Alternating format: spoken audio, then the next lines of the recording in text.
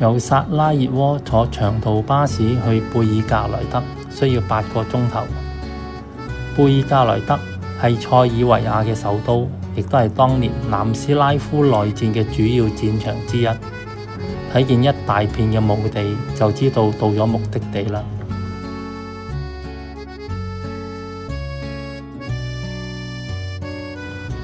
貝爾格萊德嘅紅色有軌電車由捷克斯洛伐克生產，自1980年代起就投入服務，現在仍然服役。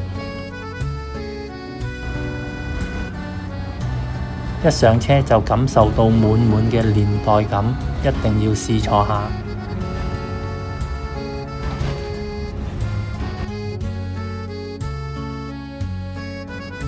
依家貝爾格萊德嘅巴士同埋電車全市都係免費乘搭，對於遊客嚟講係十分方便同埋省錢嘅好消息。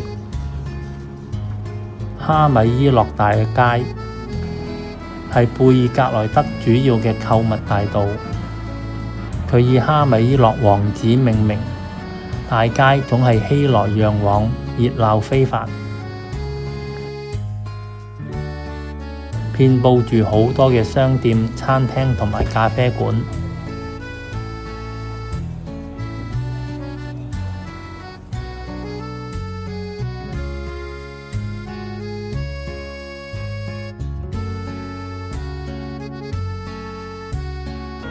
你經常會睇到街頭藝人喺度表演，無論日頭同埋夜晚都十分熱鬧。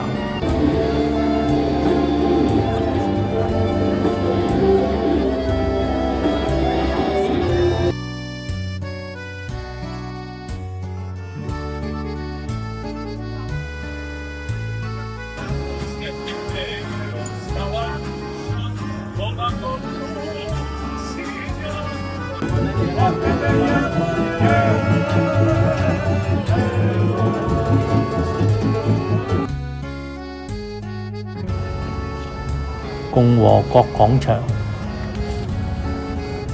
佢係城市嘅交通文化中心，中間有一個米克伊洛王子青銅騎馬雕像。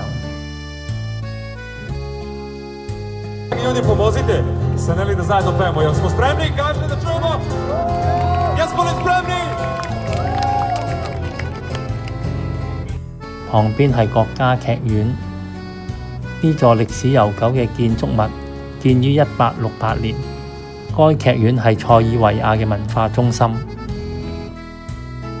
貝爾格萊德嘅市場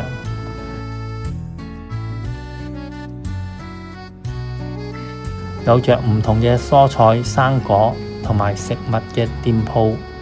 想了解當地人嘅生活，就要嚟睇一睇佢哋嘅飲食文化。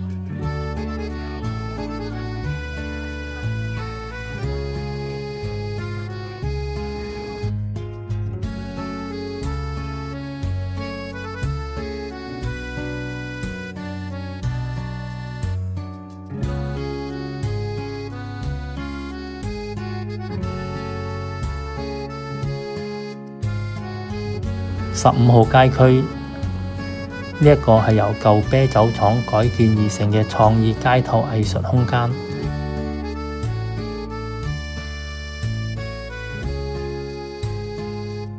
牆上邊巨大嘅壁畫充滿咗藝術氣氛，以音樂酒吧同夜總會聞名。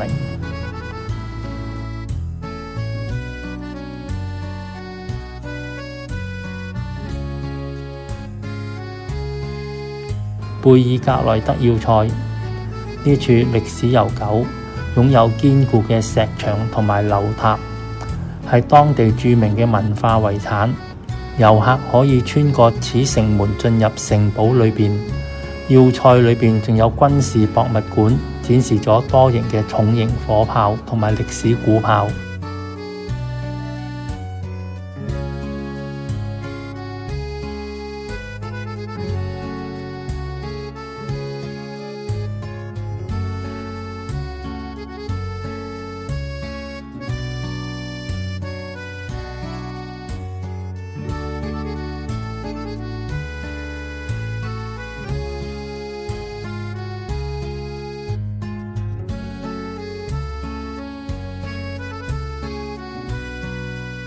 卡萊梅格丹要塞嘅勝利紀念碑，呢個雕像描繪咗一名手持寶劍並站立喺柱上面嘅男子，係紀念戰爭中犧牲嘅士兵。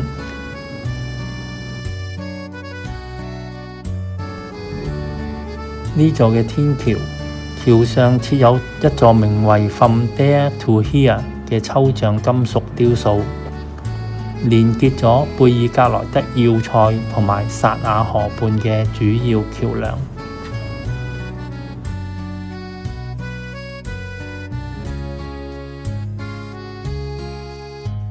塞爾維亞嘅澤蒙河旁邊有一艘藍色嘅船隻停泊喺度，亦都係當地著名嘅觀光景點。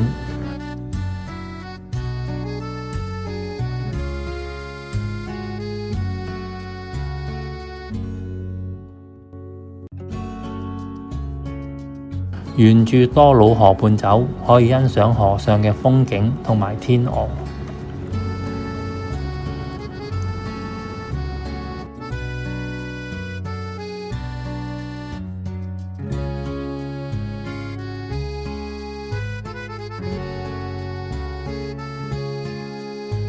加爾多扎塔又稱為千禧塔，佢係歷史悠久嘅建築，建於1896年。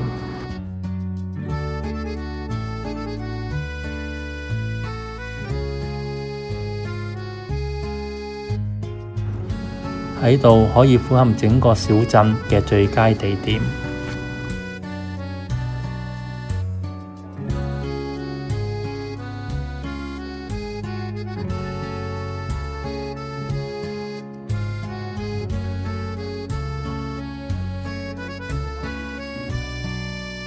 我哋嚟到火車站，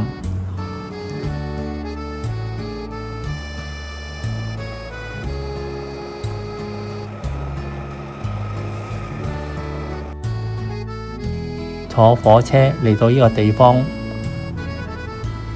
諾維薩德自由廣場上邊嘅聖瑪利亞大教堂。教堂建於1895年，係一座融合咗哥德式風格嘅羅馬天主教教堂。佢係洛薩維德最著名嘅地點之一。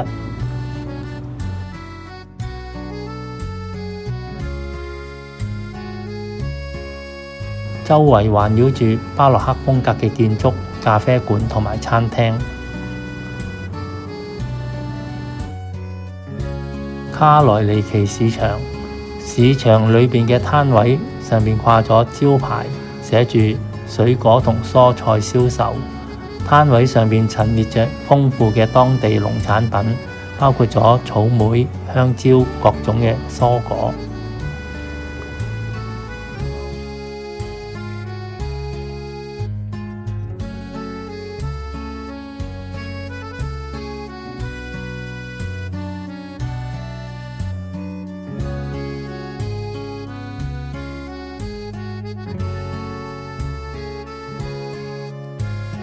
彼得羅阿拉丁要塞，佢以獨特嘅設計聞名。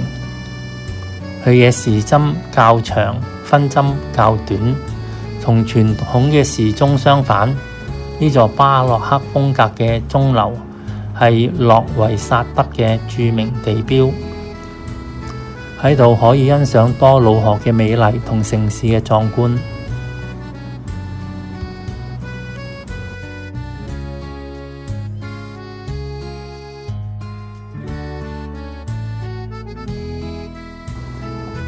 薩亞廣場有一個斯特凡內馬尼亞紀念碑，紀念碑高約23公尺，重約80噸，採用青銅材質打造而成。雕像描繪咗塞爾維亞中世紀內馬尼亞王朝嘅奠基人斯特凡內馬尼亞。一座紀念碑由俄羅斯雕塑家設計，於2021年揭幕。聖薩亞大教堂係世界上最大嘅東正教堂之一。教堂始建於1935年，採用塞爾維亞拜占庭風格設計。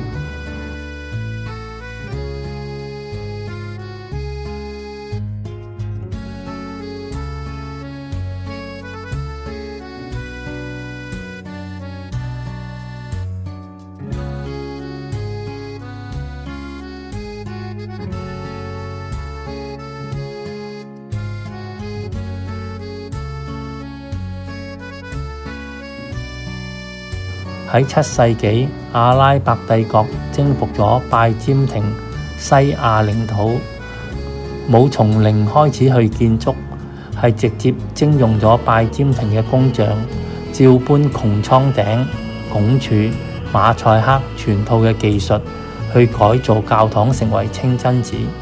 所以現時嘅清真寺嘅建築風格同東正教有啲近似。